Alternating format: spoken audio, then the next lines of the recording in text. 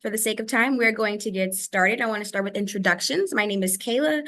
I'm an admissions counselor here at Cheng School of Public Health and Tropical Medicine. I want to start out by thanking all of you for joining us today. I have with me Dr. Susan Cheng, and she is here to present on Public Health in Action, Academic Practice Linkages. We're going to have some time for a Q&A at the end. If you have any questions about anything we talk about, please feel free to drop them in the Q&A, and we will have time to answer those at the very end. Dr. Cheng, I'll let you take it away. Thanks so much, Kayla, and thanks for the invitation to come speak with you all today.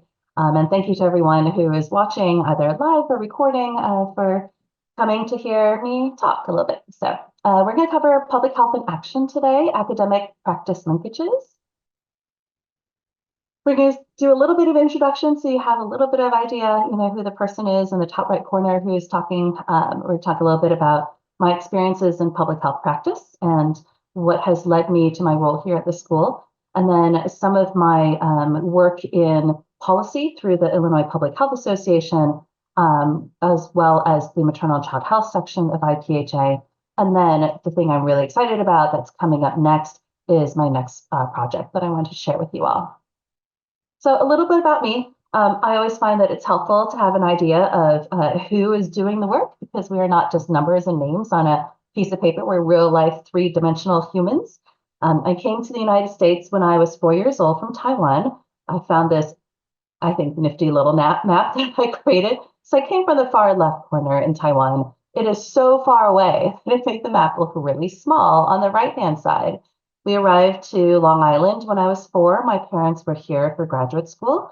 And from there, we moved to Raleigh, North Carolina. And then we landed in Chicago by the time I was 8, where I spent the rest of my childhood.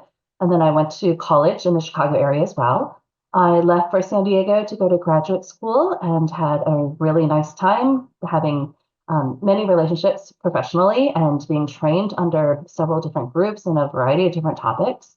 And then the last year of my PhD program, my mother became sick, and we moved our family back to Chicago so that we could be with her and then stay to raise our children. I would say proud mom of 2 kids. I'm the, tired mom of 2 kids who are amazing humans, but certainly do challenge my energy reserves. My husband is also an immigrant, so our children have parents who are both immigrants, and that has been a large part of their childhood as well as a part of our family and who we are. I lost both of my parents down when I was 31 and 36. That has also shaped, I think, the way that I think about legacies and the work that we do with our kids and what kind of energy and activities that we want to spend our time on. So in the ethos of things that have a strong impression on me, I would say that is certainly one of them.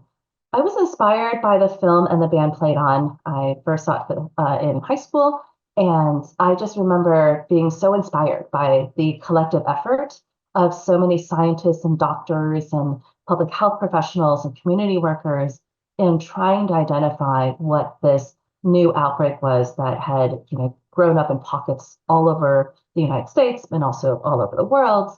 And this became eventually identified as HIV. And just the collective effort that it took to identify the virus, to understand what was happening, to understand who was at risk and how to mitigate that risk, it really just caught my attention. And that was really, kind of that first light bulb that went on that inspired me to go into medicine and public health. And because I don't actually live 24/7 in Tidewater, I just wanted to include that I have a few favorite pastimes that are outside of being an academic. I enjoy reading. I'm a big fan of photography, so New Orleans has been an absolute playground for me. Everywhere we turn is an amazing composition with architecture and people and culture. So that's been particularly wonderful. I very much enjoy creative arts, so performances and going to the art museum and any number of areas in the arts. A recent pastime is I really enjoy escape rooms and puzzles, but not like the ones with 1,000 pieces, but the ones where you have to find combinations and unlock locks. And then throughout the pandemic, while we were locked down, I really started to enjoy strategic games. So I very much enjoy not losing to my family, and we're highly competitive. So that's a big pastime. And then yoga and rock climbing. And of course, being in New Orleans, my love of food has really been able to be satisfied. And then I love traveling. Okay. So my academic training, I did my undergraduate in reproductive biology at Northwestern University. The faculty member that I did my senior research with was well known in the area of fertility studies, and she went on to create the field of oncofertility, which is the ability for women to preserve their eggs before they go into chemotherapy so that later on, should they choose to have children, they still have the ability to do so. And that's been really revolutionary for a lot of women who undergo chemotherapy during their childbearing years. And I just had a wonderful experience being able to train with her, even as an undergraduate, being able to, slice organs and see them under microscopes and stain them. And we were looking for SMAD2 and SMAD4 receptors. And so we were working with animal models. So all very applied for an undergraduate who had gone from the biology labs to a real graduate level lab that was looking for markers for potential drug discovery. From there, I had the privilege of going to San Diego for my graduate work. For my MPH, I worked on the Rancho Bernardo study under Elizabeth Bear Connor, who was a phenomenal mentor. Rancho Bernardo study is one of those really long-ranging studies like Framingham. It's the West Coast equivalent. And it was really interesting getting to see decades worth of data on this cohort that had been followed over the years. And I think by the time I started, it was on generation 2 or generation 3 of folks that they had followed. And then from there, I continued my doctoral studies at UCSD, University of California, San Diego, in the FastLane study. And that is a study that looks at methamphetamine use and HIV risks among methamphetamine users. In addition to that, during my graduate work, I also had a chance to work with the Antiviral Research Center, the AVRC. During my work with the Rancho Bernardo study, I had a chance to work with clinical trials. The LIFT trial was going on at the time, and I had the ability to work on a clinical trial and see what it was like to identify and collect information on adverse events and serious adverse events, and how we could ensure that potential new drugs were closely monitored for the safety of those who would eventually take them. The year between college and graduate school, I spent at a biotech company called CV Therapeutics, looking for potential drug markers for atherosclerosis and cardiovascular disease. And so I got to apply a lot of those undergraduate lab skills in a biotech company.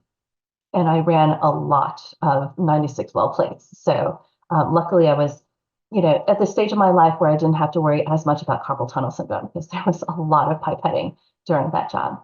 While I was in college, I also had the chance to do an internship at USAMRIID, which is the U.S. Army Medical Research Institute in infectious disease, which gave me a really nice opportunity to see what a national level lab looked like and operated like.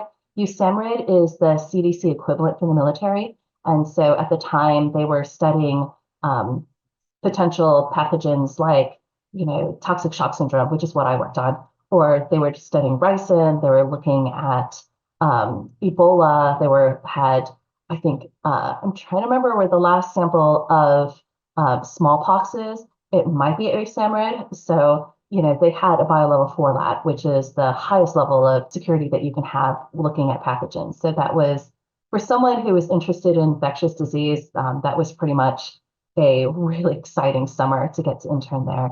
And then the reason I got the USAMRIID internship was because I'd spent the previous summer at AHPCRC, which is Army High Performance Computing Research Center. And I was doing bioinformatics on ricin, which is one of the most deadly toxins per ounce that we know as humans. So we were looking at ways to create an antidote if someone accidentally or intentionally was exposed to ricin. So from there, while I was in grad school, I had a chance to be a research assistant for a number of different projects that were funded.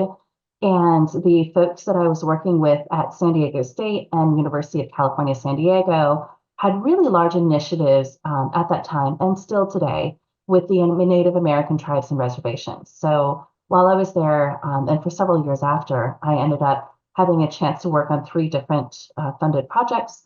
The first one, the Native American Association for Emergency Preparedness, I was actually on for 12 years.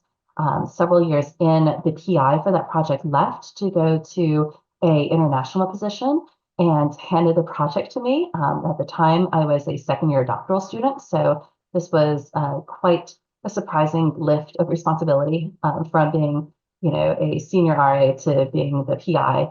But I was able to stay with that organization for 12 years and really had a wonderful time working with colleagues all across the state and meeting all kinds of folks in different communities. I was also had the chance to work with California Native American Research Center.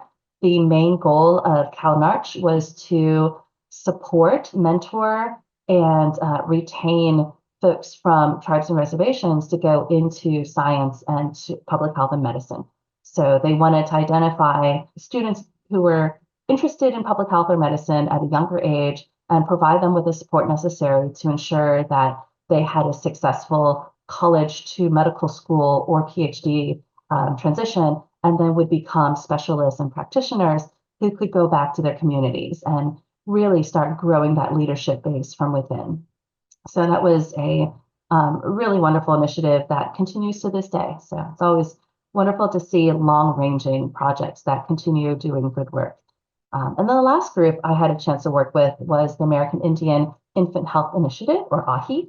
And AHI is centered around improving birth outcomes for Native American expectant women and increasing the amount of support that they receive, including home visits and case management. I want to touch a little bit about the work that I did with the Native American Alliance for Emergency Preparedness. This has been half of my professional career, so I wanted to just highlight a little bit about the practice that we were able to do. This was a CDC grant that was for terrorism preparedness. In 2001, the event that most people remember is 9/11, but following 9/11, there was a series of anthrax attacks.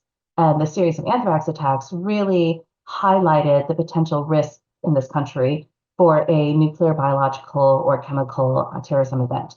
And so the Homeland Security, as well as FEMA, was really interested in how do we prepare our emergency responders and frontline folks to identify what that looks like. So would you even be able to recognize what a chemical attack looks like? What does sarin gas look like or mustard gas look like when we're talking about the United States and not talking about a military zone where maybe your index of suspicion is a little bit higher?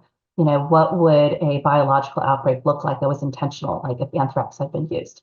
So the CDC grant was for San Diego State University and University of California at Davis to put together a training program to identify materials, curriculum, folks across the state who could use the training.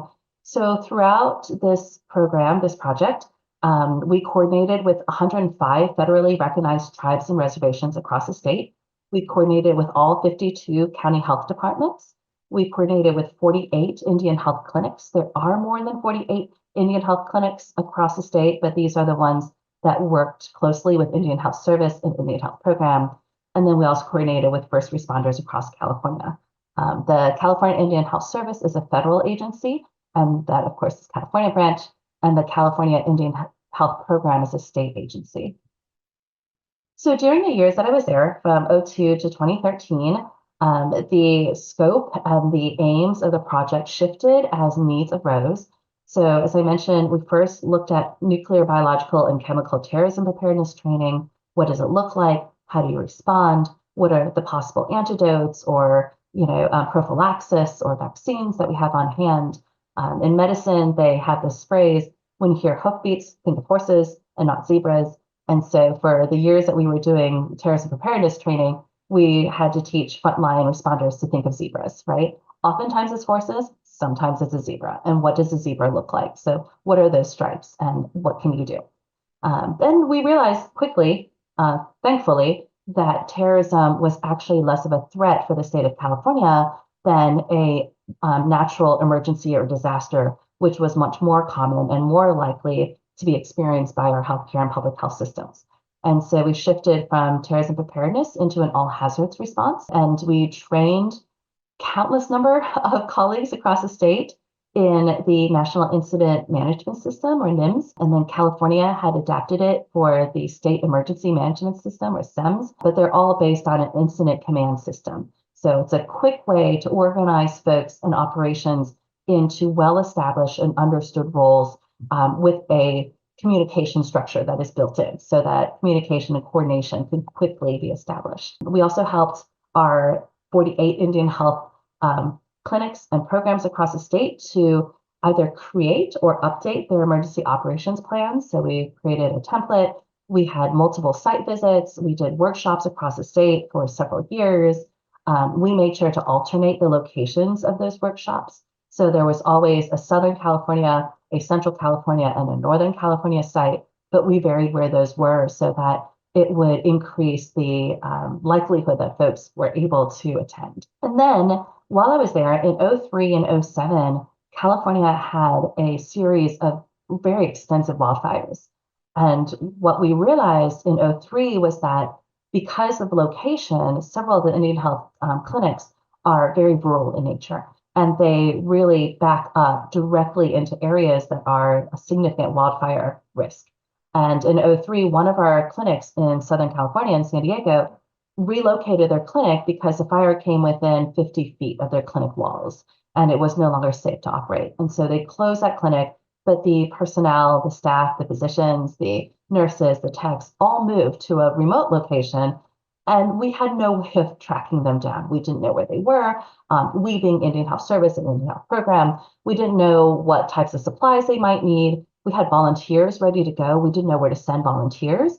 So it was not ideal, but lessons learned. This is how we learn to do better and be better. So in between 03 and 07, we created a virtual emergency operations center. There were commercial virtual emergency operations centers at the time. They were cost prohibitive. The licenses were $100,000 per year per clinic, and we had 48 clinics whose budgets were always strained already for the services they provided. That was never going to be able to be easily rolled into a budget. And so this project took on the task of creating our own. And I'm very proud that we did so. We were able to create our own emergency operations center that was fully virtual. And they had the ability to track our clinics, what their status was whether they're green, yellow, or red, track where they went when they relocated, track what kind of supplies or personnel or resources that were needed and how to deploy those, and the ability to communicate within the virtual tool as well. We also did a series of large-scale drills and exercises. As we like to say, or I like to say, a emergency operations plan is just a dusty binder unless you actually do a drill or an exercise, right? It's just a weighty piece of paper that's sitting on your bookshelf. So we had several drills and exercises to make sure that all the folks who needed to be trained and needed to understand their role in a potential disaster or emergency had the ability to do so. The in-person drills and exercises were performed in Riverside in San Bernardino County, which is in Southern California. We had over 100 volunteers arrive that day to help us go through our plans. Ironically, the scenario that we chose was a pod drill, which is a point of dispensing drill. And it's the plan that we had in place in case we ever need to dispense medication very widely at a very short time frame. So, if there was a nuclear incident, how do we get iodine to as many people as possible? If there was going to be, some kind of a biological event where we need to disperse vaccines very quickly, how would we get vaccines into as many arms as quickly as possible? And so this particular drill looked at mass vaccination, which of course will have some interesting links later on when we get to COVID. I also had a chance to work with a number of folks on virtual drills. So again, covering a state as wide and diverse as California with the geographic spread that's included in the state makes in-person drills and exercises very costly, both in personnel as well as in budgeting. So we looked into virtual opportunities. One of my favorite ones was gamification, or how do we make games out of drills and exercises? So it's kind of a choose your own adventure. Something happens and then you get to select how you're going to respond to that particular scenario. And depending on which option you choose, it leads you down to a different path. So gamification was a lot of fun. We also got to work in Second Life. It's ironic now because we look back and we were told that Second Life was going to be, parallel to real life, that everyone was going to be living in Second Life. It got to the point where Nike and Adidas And I think Coca-Cola had bought space in Second Life and they had virtual shops in Second Life. The idea was that you would have this virtual life in addition to your, in-person life, and you could make an avatar that looked exactly like you, and you can go clothes shopping online with your proportions and buy outfits that would fit you, and you'd be able to see what they look like. So the promise of Second Life has not come to fruition, but at the time, it was certainly a very exciting time for the virtual space. But what we were able to do in Second Life is we could run a virtual exercise of 100,000 people in the virtual space that we would never have been able to do in person with the kinds of restrictions around funding and people and logistics that would be involved. So Second Life really provided the ability to run virtual drills and tabletop exercises. That was great. And then after several years of all hazards, we realized that one of the potential major disasters that could befall a health system would be a pandemic, and that a pandemic would really upend the way that business as usual would be conducted, both for public health as well as for healthcare. And so we spent several years working on pandemic response plans for our Indian health clinics, as well as doing drills and exercises for a possible pandemic response. So as I mentioned, that would come back into fruition here. I had the really great honor and privilege of being able to be helpful during COVID. As an epidemiologist and as a public health person, it really gave me a sense that I could be a small part of a very large response mechanism. And it was really gratifying to be able to be helpful. So I had a chance to actually go back. So I left California, or I left the work in California. I was working remotely for a while. I left the project in 2013. And so in 2020, 7 years later, I was able to go back and do consulting work during COVID. So I worked with a California Rural Indian Health Board that I had worked on or worked with for 12 years. And so when I went back to consult with them, it was great to see old friends. There were so many familiar faces. It was so nice to know that, those relationships had persisted over time and had really, grown stronger because of our work together. So we worked with the Indian health clinics, tribes, and reservations that CRIB coordinates and oversees, and we created COVID dashboards for them. So we collected data that they had on the ground, as well as pulled data that was available from counties, as well as California, and then created Tableau dashboards for them. And we met weekly, and I had a chance to talk them through where the cases were coming from, what contact tracing was showing, where the trends were, where potentially we should be opening more testing sites, or where we might want to shift testing sites because there weren't as many individuals going to a site or there weren't as many cases. Another area that I was able to do consulting work was with Navajo Nation Gaming Commission. So the casinos closed down in 2020 as well, when it was declared a pandemic. And, for a lot of folks, this was their livelihood. So a lot of people were also put on hold without the ability to work and to gain an income. And so the Navajo Nation Gaming Commission needed to know, how do we safely reopen, right? At some point we want to reopen, but obviously we don't want to put anyone at risk. So what does that look like?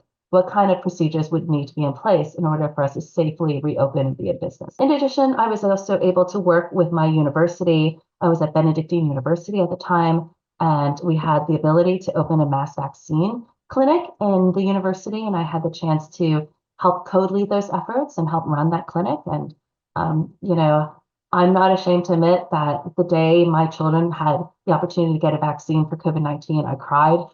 I was just a blubbering mess because it had been such a long wait to be able to, protect all the way down to our youngest kids. And being part of that mass vaccine clinic also was another opportunity to feel helpful, to feel like, I had something I could contribute.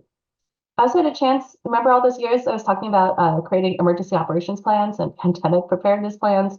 I also had a chance to consult with 3 different countries, and they had to update their country readiness plans for PAHO, Pan American Health Organization. That's like the CDC or the WHO, but it is in the Caribbean and South America region. And had a chance to work with 3 different countries in updating and rewriting sections of their country readiness plan. In addition, I was able to do a couple things virtually online as well. the clinical epi discussion COVID-19 pandemic group is, of all things, a Facebook group. And in March of 2020, it started because the frontline folks were so busy treating patients and doing contact tracing and, trying to put this massive effort together that there wasn't a coordinated effort in trying to get information translated from what was coming out in the scientific literature into the hands of frontline physicians that really need to know what are the trends, what are we learning. And so this group of volunteers across the world got together, and for a while, for about 3 months, I read every single paper that came out about COVID-19. I quickly lost the ability to stay on top of it, but for a very short period of time, I was able to say that, I had in fact put my eyeballs on every single thing that had come out. Much of it was pre-releases, a lot of it was in the open press. So, the information was coming out so fast that the publication cycle hadn't yet caught up to it.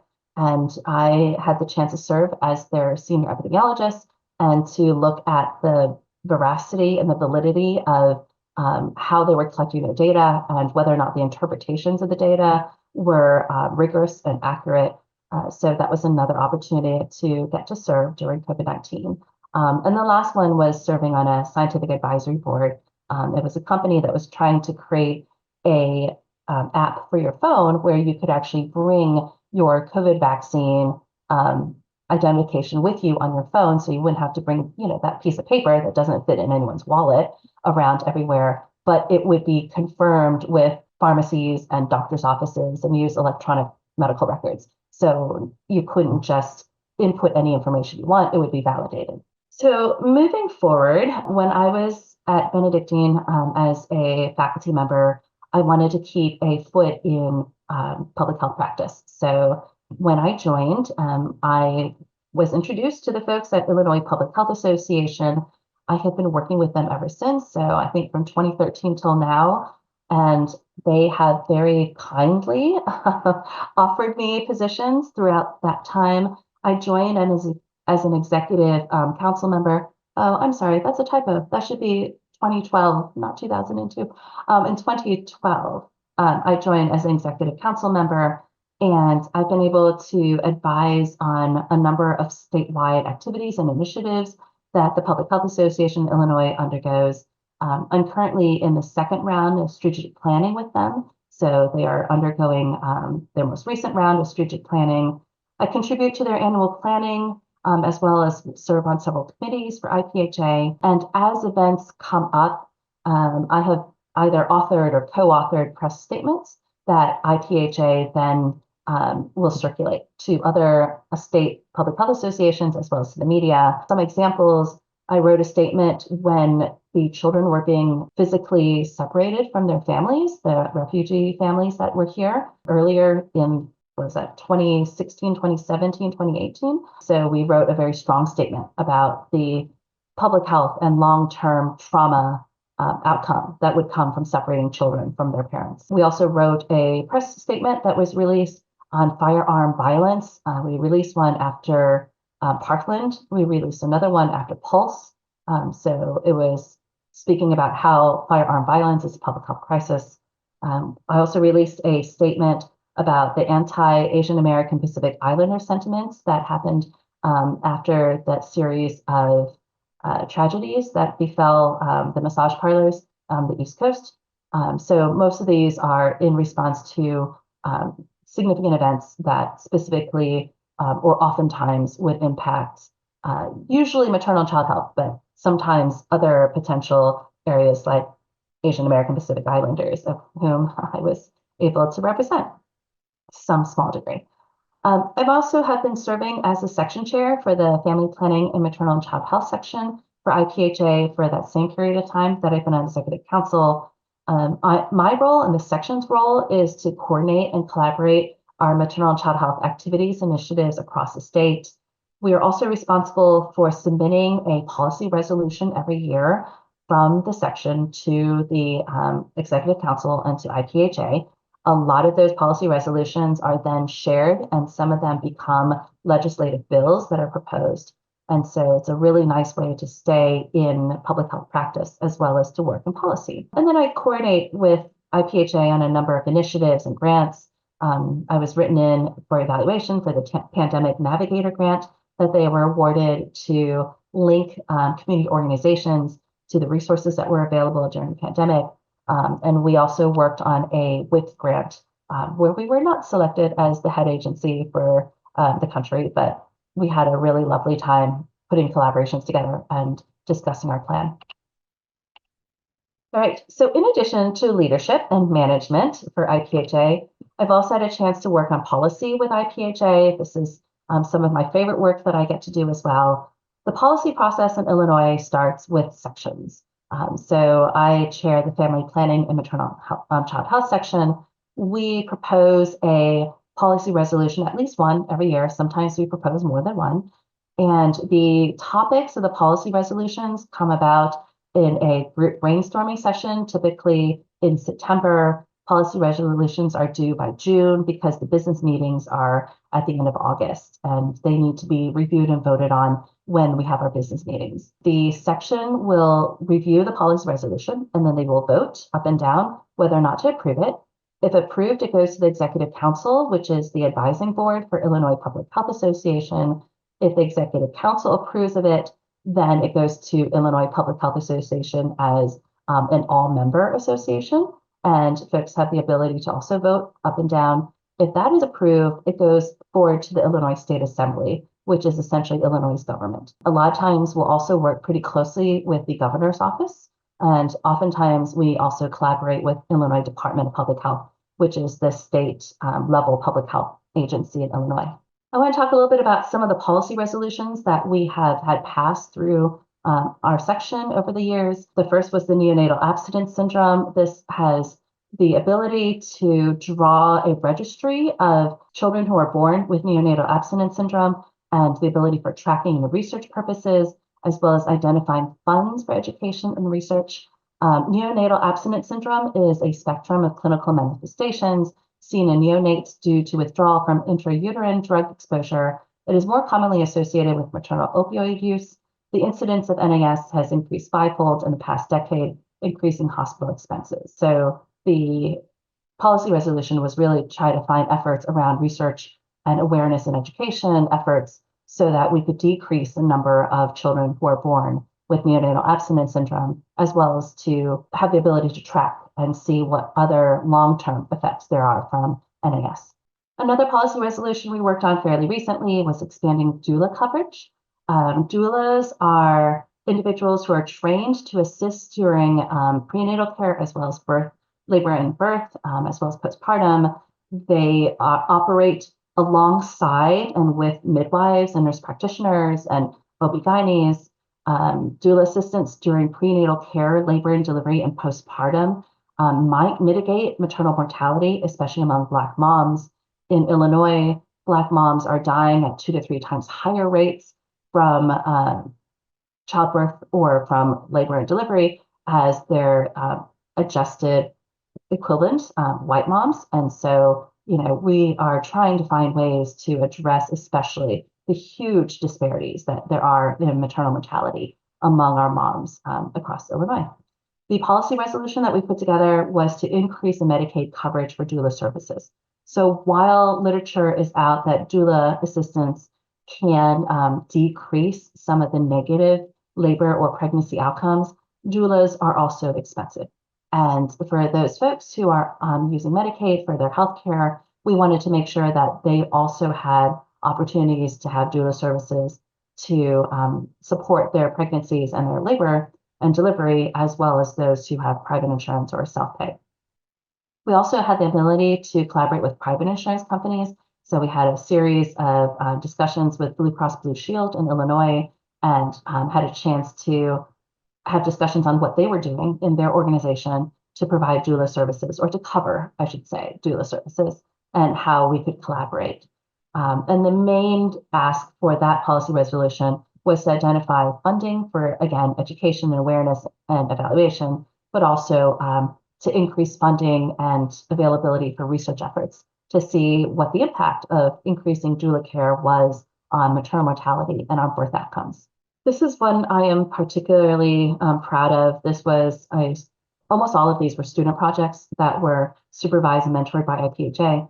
This one came out just very recently, about 2.5 years ago. We, as a section for family planning and maternal child health, put together a policy resolution on firearm violence prevention. I had a couple of colleagues say, that's an odd topic for MCH to tackle, right? Why is MCH coming out with a firearm, violence prevention policy resolution?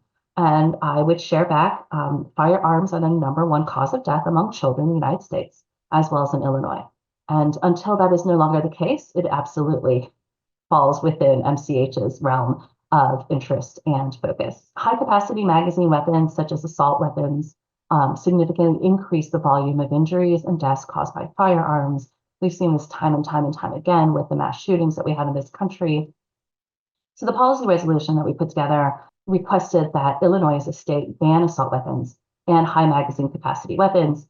And it also asked for support in research on firearm violence, because there's been a real lack of research due to lack of funding around this topic.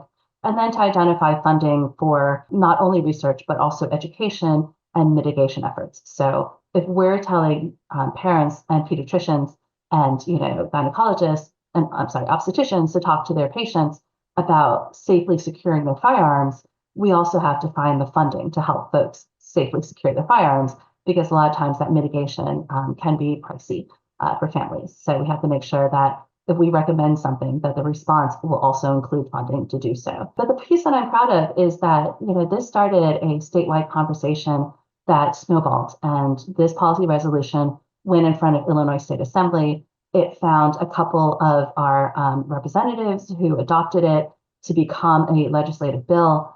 And then a year and a half ago, Illinois banned assault weapons. And, I do tell my students, we can't always assume that the work that we do will become sweeping changes in law, but when it does, it is incredibly exciting and very satisfying. So because of this project and multiple conversations we've had at the state level, Illinois banned assault weapons and high capacity magazine weapons. And that will probably be one of the highlights of my career. We also have a policy resolution that is going in this year.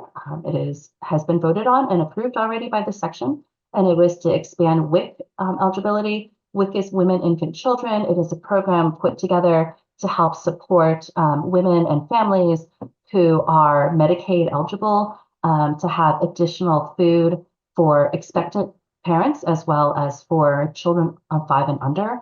Our policy resolution asked to expand the eligibility, that the income ceilings that were used for eligibility for WIC were too low, and that we know that the current rate of poverty is significantly below a living wage. And so we asked that it be raised to 2 times that rate, as well as increasing the age of children who are eligible, because younger children who are over the age of 5 also need healthy nutrition and easy access, regular access to it. We know that food insecurity predominantly also impacts communities overall with fewer resources. And healthy pregnancy and early childhood involves consistent, regular access to nutritional food. So our policy resolution will hopefully go in front of the Executive Council in August and be in front of IPHA as a membership by end of August, early September, and if approved, go in front of Illinois State Assembly, and hopefully the Illinois WIC eligibility will be expanded. Another resolution that we're working on this year is to increase the education awareness around the RSV vaccine for expectant parents. In 2002, 2003, and early 2004, there was a series of RSV outbreaks across several states, Illinois included. The RSV vaccine is typically given to babies at 8 weeks old and beyond, but those first 4, 6, 8 weeks are a really vulnerable time for newborns who are not yet receiving the RSV vaccine. One way that we can really support that period of time when they're at risk is to encourage expectant moms, expectant parents to receive the RSV vaccine during week 32 or 35 of gestation, and that provides passive immunity to their newborns. So that was the scientific basis for this resolution. What we're asking is for outreach and funding efforts to expand awareness, education, work with organizations across the state so that expectant parents are made aware that if they're able to get this vaccine during that third trimester, they really provide increased protection for their newborns against RSV. RSV in healthy adults tends to be relatively mild. RSV in newborns and those who are immune compromised can become very serious very quickly. So that's how we got to here. So what's next? What is the new thing that is making all the light bulbs in my head light up with joy and excitement? So this is what I'm working on. I'm very excited about it. Hypermobility Ehlers-Danlos syndrome, HEDS, is the new project. About 30% of the population is hypermobile. Hypermobile is a fancy term for being very flexible or very bendy. So, those tests that we did in school where we had to see if you could touch your toes, if you could touch your toes and do it easily, you are hypermobile. So, if you wanted to stand up and try to touch the ground, if you can put your whole hand on the floor, you have hypermobility. 30% of the population estimated, right? That little squiggly estimated 30% of the population is hypermobile. It includes every single dancer you can think of. It includes every gymnast you can think of. It includes the vast majority of athletes that you can think of. The way that athletes move, the way that it improves their ability to perform is primarily due to also being able to be very flexible. So hypermobility is not rare, right? Like 3 in 7. 3 in 10. So 30% of the population has it. Of those with hypermobility, a smaller percentage, about 10 to 20% of individuals with hypermobility experience comorbidities due to their connective tissue. So, being flexible is great, right? That seems like it would be an advantage. And why are we putting a whole project together on something that sounds like it would be an advantage to the individual? It's because there's something called hypermobility spectrum disorder, and that the loose connective tissue that allows you, to bend yourself into a pretzel during yoga class is the same loose connective tissue that affects lots of other systems in the body. So for individuals who are on the hypermobility spectrum disorder, it can affect your neurological system, it can affect your circulatory system, it can affect your pulmonary system, your gastrointestinal system, your gynecological system, and it is very much underdiagnosed and underreported. It takes years to be diagnosed if you ever do. So those estimates are very much estimates because we have no good idea of how to get a very accurate estimate on how many people in fact have this. Of the hypermobility syndromes, hypermobility EDS is a group of heritable connective tissue disorders. Heritable meaning that, if your parents have it and your sibling has it, there's a decent chance you will have it. It runs in families. It goes along genetic lines. We don't yet have a great idea what those genes are. There are some very rare types of EDS that are more circulatory or cardiovascular in nature. And we do have some genes that we know are highly associated. Hypermobility EDS does not yet have a gene that has been identified as a test, right? A litmus test on whether or not you have it. So the way that EDS is typically diagnosed is through symptoms, and it tends to be a diagnosis of exclusion. And what I mean is they will first look to see if you have any other possible explanation for why you have all these symptoms. And if they are able to rule out autoimmune, if they're able to rule out other genetic conditions, if they're able to rule out other reasons why you might have these symptoms, then doctors are increasingly becoming more aware of hypermobility and EDS. And oftentimes the diagnosis comes from a series of symptoms, but without a very easy positive, negative test on whether or not you have it. Some of the symptoms that individuals with hypermobility experience include joint hypermobility, dislocations or subluxations. I have a hard time saying that still. Joint muscle and nerve pain, scoliosis, hernias, easy bruising. They have issues with pelvic floor weakness. They have stretchy, fragile skin. There's scarring after a cut heals differently. There's slow or poor wound healing. It can come with extreme fatigue that can look like chronic fatigue syndrome.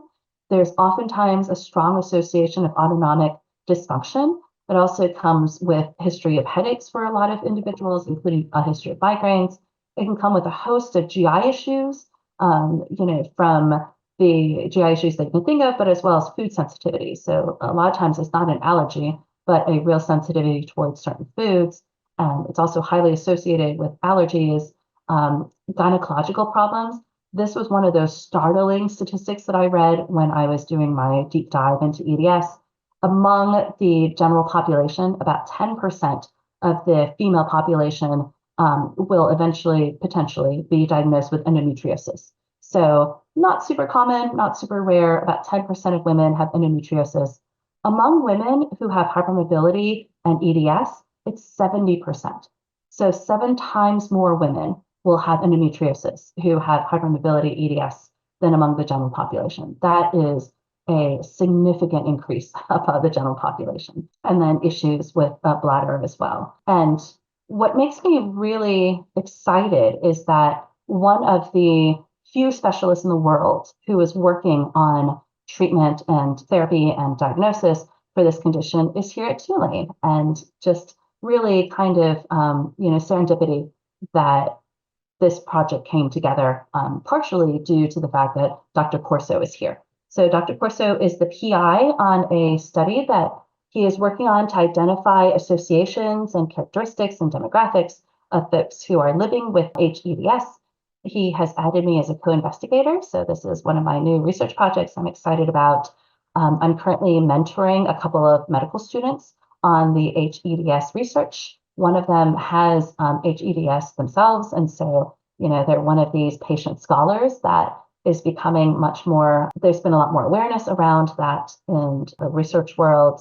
We're collecting data on the Tulane patients that he has and trying to find associations. So, what else can we find about this population? Can we start to estimate what the underreporting and underdiagnosis might be? The scale that's used to determine if you have EDS is very old. It's many decades old. And the Baton scale is not perfect. It was used in the field to quickly screen individuals, but it doesn't take into account that there are different kinds of hypermobility. So it primarily looks at hypermobile joints in your elbows, your knees, and your wrist and your fingers. It does not look at shoulders. It does not look at hips. It does not look at spine. So there are ways in which people are, in fact, very bendy, very flexible, but it doesn't fit on the Baton scale. And so they are not diagnosed with EDS because they don't fit the criteria. But that Baton scale needs to be updated. So that's one of the things we're hoping to do. And of course, we want to increase awareness and we want to link individuals with resources. Right now, the Tulane Fascia Institute has a 24-month waitlist. So it takes at least 24 months for someone who signs up to be seen to start the screening process. And in the meantime, a lot of these individuals are often living with chronic pain and chronic conditions. And if we can provide accurate diagnoses, there are, in fact, treatment plans that would improve their quality of life. So speaking of, why am I interested and what do I want to do with this? Well, along with Dr. Corso and hopefully along with collaborators across the country at different centers of excellence in hypermobility treatment, we want to certainly do some traditional research around associations and characteristics of hypermobility spectrum disorder, but for the purpose of identifying genetic markers. So HEDS is the only syndrome in hypermobility that doesn't have a specific set of genetic markers. So we want to use large data sets. I'm hoping to have conversations with all of us and see whether or not we can add some questions to the current All of Us protocol. And we want to see if we can identify genetic markers among folks who have not just a diagnosis, because we know it's underdiagnosed, but that have this constellation of symptoms and syndromes. We also want to use the genetic markers to therefore hopefully identify a way to do a blood test so that you can do a test to see whether or not you have EDS rather than spend years trying to get all the diagnostics and all the lab tests and all the specialists that it takes to finally get an accurate diagnosis. We want to use the associations that we find in the characteristics in that first step, as well as the the lab test. And we want to be able to do screening and diagnosis for the population who are interested, and then to be able to do surveillance, to start tracking, how many people is impacted and what can be done. Along with that, we want to be able to use our information that we've gathered, the research that we've gathered, and really increase education and awareness around hypermobility, and then to come up with the ability to create treatment plans for individuals who are currently suffering from hypermobility spectrum disorder, HSD. And then finally, taking all of that, we want to advocate for policy and systemic change. So one of the things that they found so far is that HSD is highly associated with MTHFR gene, which allows the body to process folic acid in our diets and make it into folate, which is what the body uses. Folate is important in a number of different systems. And when you don't have enough folate in your body, that's where you start running into a lot of those syndromes. So the headaches, the migraines, the gynecological issues, the joint pain, a lot of the other GI issues that are associated. And the reason that so many people are exposed so regularly to folic acid is because in the United States, all of our wheat products are enriched with folic acid. So the bagels, the cakes, the breads, the pastas, the pizzas, the cookies, all of that that is made with enriched wheat flour, which almost all of it is, has folic acid added to it. And a number of people have a gene mutation that doesn't allow you to actually break down folic acid into folate. And this creates a major issue that then comes out in a number of symptoms. And so the end plan for all of this is to encourage the USDA and the FDA to increase awareness around folic acid and to add folic acid to one of those ingredients that is highlighted. So when you look at ingredient labels and it gives you allergen information that say, this product may contain wheat or dairy or eggs or nuts, we want folic acid to be as part of that group so that individuals easily can identify the foods that have it. And then hopefully we can start providing some improved quality of life for folks who are being challenged by this condition. Thank you very much. I'm very excited about where this project is going. I hope you were able to learn a little something and that if you are excited, please come talk to me. So I love collaborating. I love working with others. And thank you, Kayla, and the School of Public Health and Tropical Medicine for inviting me to speak today. Thank you so much, Dr. Cheng. That was great. Now I will open the floor for those questions. If anybody has any questions, please feel free to drop them in the Q&A. It looks like we have one. What would you say was the most challenging aspect of the COVID response? So it's two parts. I would say the most challenging aspect that I observed was the misinformation that was around vaccines and masking and public health response, but I think it was also because for the first time, a lot of folks who had never really thought of public health or even knew public health existed were seeing, they were seeing the back of the kitchen, right? Normally they're in the front of a restaurant, but they were seeing the back of the kitchen. And when they started seeing, the public health advising coming out, it was, you don't need to wear a mask. Oh, wait, now you do need to wear a mask. Oh, wait, the mask will only help you if it's an N95. When do you wear a mask? How long is the incubation period and how long do you have to be in quarantine?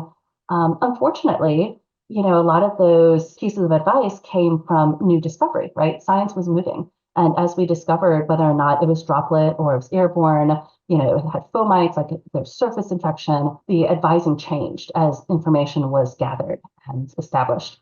And unfortunately, I think the public saw the progress of scientific discovery and it was interpreted as being inconsistent and wishy-washy. And I think we lost a lot of people during that process, so that by the time vaccines were available, there was already some distrust and some concern around whether or not the speed at which vaccines had been created or the efficacy of the vaccines in protecting us was actually as safe as the public health agencies and physicians and medical services told them. So I think misinformation because they were seeing research happen live at real speed. What are the largest barriers to your policy work regarding maternal and child health? I think we spend a lot of time working in silos and we have these tight echo chambers where we work with folks that are also in public health and we think, oh, we all agree, right? We all agree that improving certain outcomes is good for everyone. I think it's harder when you're working across sectors and working across, different disciplines, and you realize that there are sometimes competing priorities and competing issues at stake, especially politics. And so translating the work from, a approved policy resolution that all the public health practitioners in the state might, vote and support is not the same as creating a new legislative bill that is approved by the state assembly. And Illinois is an incredibly progressive liberal state as well. So things move faster in Illinois than they do in some other states that are more divided. And yet, it's not as straightforward as we all voted on this. We use the best practices and we use science to back this up. But sometimes it comes down to funding and sometimes it comes down to politics. Great. Thank you so much, Dr. Cheng. If we don't have any other questions, we're coming right on 1 o'clock. I will let you all enjoy the rest of your day. Thank you Thank so you much, for Dr. coming. Cheng.